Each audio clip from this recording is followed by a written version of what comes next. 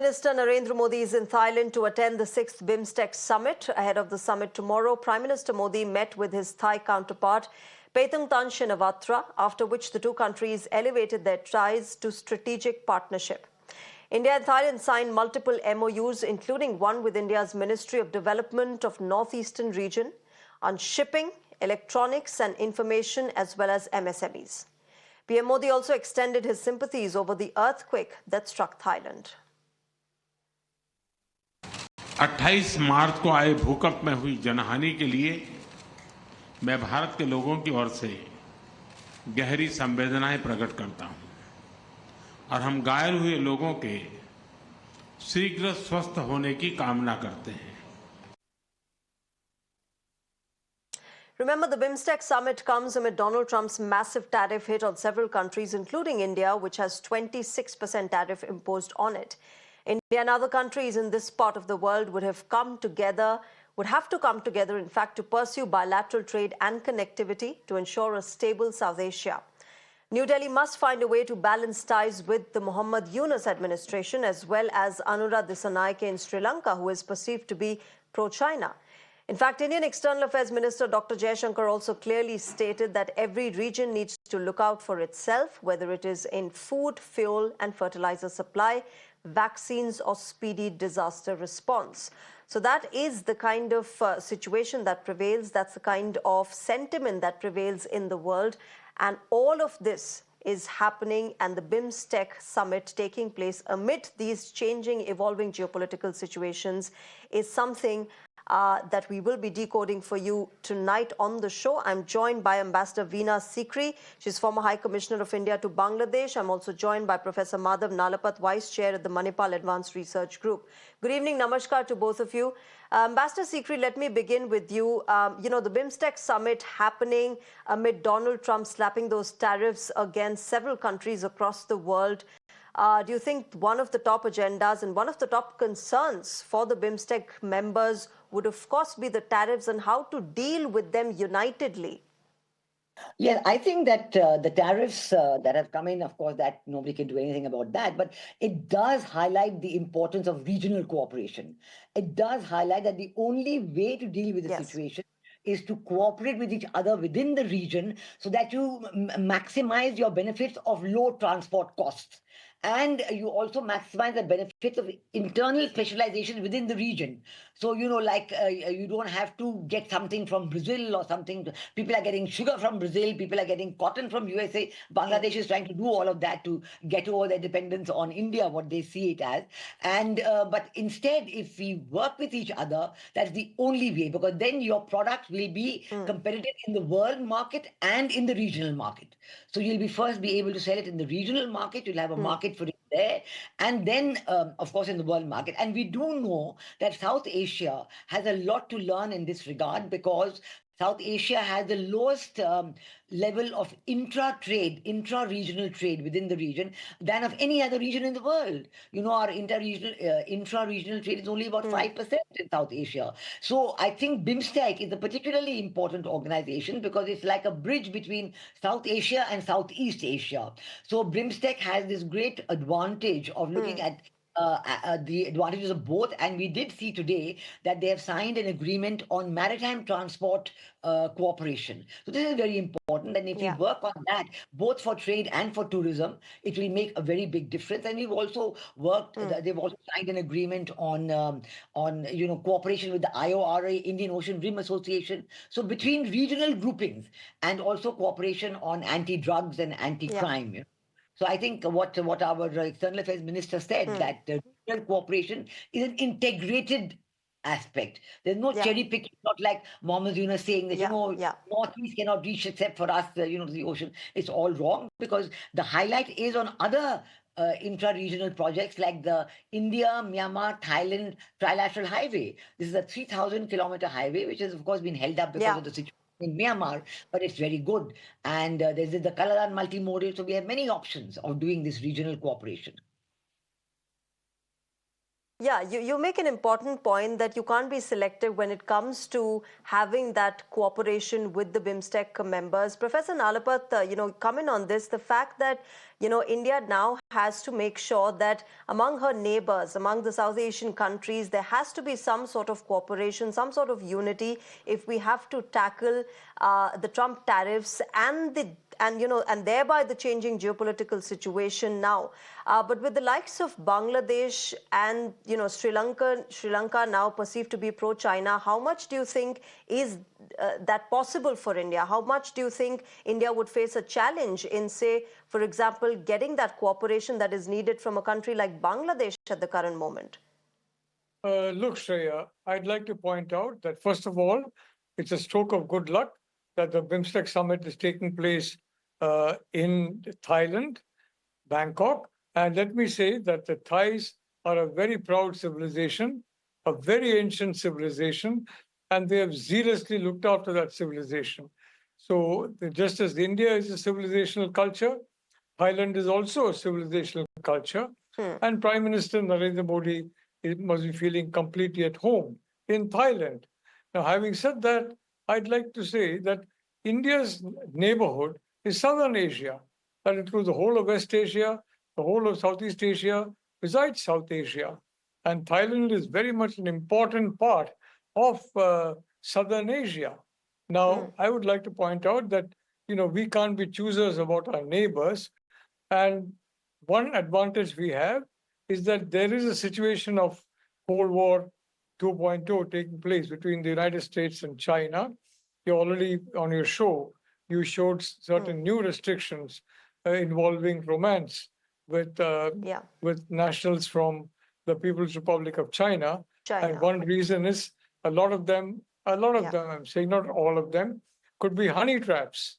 And honey traps are a very, unfortunately, efficacious method of recruiting people in foreign countries. Another is, of course, blackmail. So I'd like to point out that as far as India is concerned, first, these MOUs with Thailand are very important because these are two very important civilizational countries. And the MOU on, for example, advanced technology, MOU on trade, MOU on various other matters is something that will really go to the advantage of both India and Thailand and strengthen relations. Having said that, I want to point out that I would take a slightly contrarian view to those who say that, the Prime Minister should not meet with Muhammad Yunus, or he should give the cold shoulder to Anurag Dissanayake. The reality of the situation is that, time has shown the point that those who are linked to China economically suffer very badly economically. I don't think Sri Lanka is doing particularly well. I don't think Bangladesh is doing particularly well. I don't think Nepal is doing particularly well. And Pakistan has not been doing particularly well for quite some decades. This is not accidental. So the Chinese have a very predatory instinct. And if you have an understanding with them, they use that instinct to the full to get advantages for themselves with honey talk, covering up the situation. So from that point of view, it's only a matter of time, quite frankly, where all these countries that are correctly claimed by you, Shreya, now, governments to be friendly to China. And may I point out that in Nepal, for example, it's very risky for a Chinese to go around as a PRC citizen. He or she has to pretend to be from Thailand. So the Chinese are so unpopular. They're becoming unpopular in Sri Lanka as well. They've become very unpopular in Pakistan. And that is the reason why there have been so many attacks on them. So this is one important factor where India has always never played a predatory role. India has always believed in a win-win situation in which both sides. So I think, Professor Nalapat, what you're saying is that India has to maneuver her way through the kind of challenges that it faces in this region. Ambassador Sikri, you want to weigh in on this, The fact that, we have Muhammad Yunus in Bangladesh, where there is, of course, some sort of instability, and there is also a lot of speculation whether Prime Minister Modi will meet him during this BIMSTEC summit. No word from the External Affairs Ministry of India yet on this. But what are the kind of challenges that we would be facing then? And how would we sort of, make our way through all of them to actually have a united front? Right on the first day, talking about Bangladesh now, that right on the first day, on the 8th of August 2024, our Prime Minister's message was very clear that India is willing to be friends with Bangladesh. India is willing to do business with Bangladesh. We value the relationship Yeah. between India and our neighbors, all our neighbors. But the response just has not been there. And I think we have to remember that this is not a legal government. This is an unconstitutional government. They have no legal locus standi. And I think the thing to do is also to focus on democracy in these countries. I think, on the other hand, in Sri Lanka, if you look at President Anwar Dissanayake did make his first visit to India. So I think that gesture of friendship was there from his side. Yes. We all know that, yes, there is a pressure of China on him, and he's also been to China and made some concessions there. We know that. But in recognition of the fact that President Anwar Dissanayake made his first visit, extended the hand of friendship by coming to India, our Prime Minister is now making a return visit to Sri Lanka. Going to be there by tomorrow evening. So everywhere you get a good gesture where you see the sincerity of approach, by all means we have to respond. But if there is a question where, if with Bangladesh, where even the local people are unhappy now because you've got the Islamic radicals coming in front, and now there's talk of the ISI generals from Pakistan visiting Bangladesh, going to the front forward areas, and now there's talk of the Chinese building a modern Air Force base somewhere, near the Chicken's Neck area, Siliguri corridor, and so on. So these are security is paramount. Your security red lines are paramount. I think with Sheikh Hasina, cause of the good relations was that she recognized India's security red lines. I think it's not a question of being friends or not being friends. Yeah. Neighbors are neighbors. You have to deal with them. You have to talk to them. But you have to see the situation in each country. And if they're not willing to respect your security red lines, then, even trade or nothing is going to have any meaning. And I've seen it myself because I was in Bangladesh at the time when absolutely. they did not recognize India's security red lines, So I think it's, but the importance of neighborhood is there. The neighborhood first policy is very much there. It goes through, various iterations because of the situation as it develops. Like nobody expected the situation in Bangladesh to change like this, but we've seen in Sri Lanka that the response is there from our side. We've seen other countries, we've seen in Maldives, we've seen in other places. So I think it's a good occasion for BIMSTEC. And here in Thailand, in Bangkok, I think it is very important that we had the bilateral meeting between the two prime ministers of India and Thailand, because Thailand is a strong partner for India on BIMSTEC, on ASEAN. And I think Thailand is now, earlier, a strong Chinese influence on Thailand as well. But it seems that they're willing to now look at India as well. They recognize the civilizational heritage of both our countries, and they recognize the commonality. The Ahom kingdom of Assam. Ambassador Sikri, in that context, in that context, Ambassador Sikri, since we're talking about Thailand and how countries of the BIMSTEC grouping are coming closer, I also want to shift our focus to the free trade agreement that was agreed upon back in 2004. But so far, nothing really has solidified. Why has it taken such a long time for the BIMSTEC grouping to come on a final agreement on this? Yeah, I think this is a very unfortunate aspect of BIMSTEC, that it's a good organization, it's an important and necessary organization, but the focus on implementation has been rather poor, And they've had, as you said, good decisions. They've talked about trade, they talked about tourism, but even if you want tourism, you want trade, you have to create the facilities for it. To create the modalities, whether it is sea trade or whether by sea route or land route. I spoke about the trilateral highway, the India-Myanmar-Thailand highway. We had one time, we were dreaming of a highway right from Moreh border in Manipur, could go up to Vietnam, could go up to Singapore and to Indonesia, and through Malaysia. So these are very important infrastructural linkages that we have to build in our neighborhood. And I think that India should take the first lead in that, just like we've taken the first lead on disaster management and how our team is already there in Myanmar. You know, the hospital has been set up and we've saved people's lives and we got the medicine and the food. So like that, even on infrastructure, I think we have to work a lot. But this time, BIMSTEC seems to have taken a much more pragmatic approach. Maritime Transport Agreement and others. We hope that, unfortunately, the BIMSTEC Secretariat is Dhaka.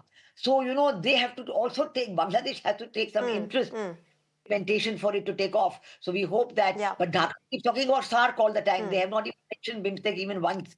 But, so we just hope that all the countries will maintain it. But certainly India and Thailand can work together a lot to push BIMSTEC towards implementation. Further. Okay. Professor Nalapat, a lot of people also say that BIMSTEC, when you talk about BIMSTEC, another association, other grouping that comes to the mind is SAARC, like Ambassador Sikri mentioned. And perhaps, if not the complete redundancy of such groupings, perhaps the, lesser importance of how at least these groupings are perceived in the recent years. Do you think that this is true? Do you agree with this? Or do you think that these groupings still hold a lot of importance in the kind of geopolitical situation that we live in? Is concerned, Pakistan from the very beginning sought to sabotage it. And finally, India said, all right, we are not very interested in SAARC anymore. And we have our own bilateral contacts with all the countries of SAARC. Please don't forget, we are the one country which is a neighbor of every other country in SAARC. No SAARC country is a neighbor of any other South Asian country except that of India. So the reality is that India figures very majorly in SAARC. And everybody has seen the effect on Pakistan of basically isolating itself through its extremism. The effect has been catastrophic for the Pakistan people. And that's a good lesson. So I'm quite optimistic, frankly, Shreya, that as the case of BIMSTEC, people are going to draw valid lessons. And don't forget, in Bangladesh, there was an effort by some extremist officers to get rid of the chief of the Bangladesh army. That's not going to endear extremism to the Bangladesh army. So I think overall, I'm quite optimistic about the situation, and we will stick to our policy of being good neighbors. We'll stick to our policy of win-win outcomes. And in my personal view, there's no harm in Prime Minister Modi meeting Muhammad Yunus, although some of our people may get upset by that. The reality is that Bangladesh under Yunus is a fact of life. And secondly, like every other government there, it's a coalition of multiple forces. And I think the military and elements of the population that are moderate are getting, frankly, upset with the chaos that's being caused by the extremist faction and the heightened activity of Pakistan. But don't forget, generations after generations are there who can testify to the cruelty of what the Pakistan army did. Yeah. So honestly, you can have good diplomacies between them, but realities cannot be hidden. Now, you may change textbooks for a while, but then the fact of history, as revealed by generation after generation, older textbooks, books elsewhere, cannot be wiped out. So frankly, Shreya, I am quite optimistic about the future, and precisely because SAARC has had such a dismal effect on Pakistan, I think people who are basically friendly to China, Bangladesh is an example now, but that they all will understand what has happened to Pakistan as a result. And even in Nepal, Sri Lanka, and Bangladesh, I venture to say that in the 1 or 2 years to come, much. So in my view, Prime Minister has done well to attend BIMSTEC and done well especially to reach out to our Thai friends. And I think also, Professor Nalapat and Ambassador Sikri, at a time that we're living in with Donald Trump threatening, not just with tariffs, but a lot of other challenges that have come up with the Trump administration and his dealings with other nations, I think it becomes all the more important for countries across the world, for groupings across the world to activate themselves once again to make sure that they assume more significance in this era that we're living in and, put up a united front, as well as, considering and sustaining your own needs and own interests as far as this geopolitical situation is concerned. We'll leave it there. Thank you very much to both of you, Professor Nalapat and Ambassador Veena Sikri, for joining us tonight and sharing your perspective on Global Mirror. With that, ladies and gentlemen, it's a wrap on this broadcast. Thank you very much for joining us tonight. Up next is Ritanshu Bhattacharya with Beyond the Headline.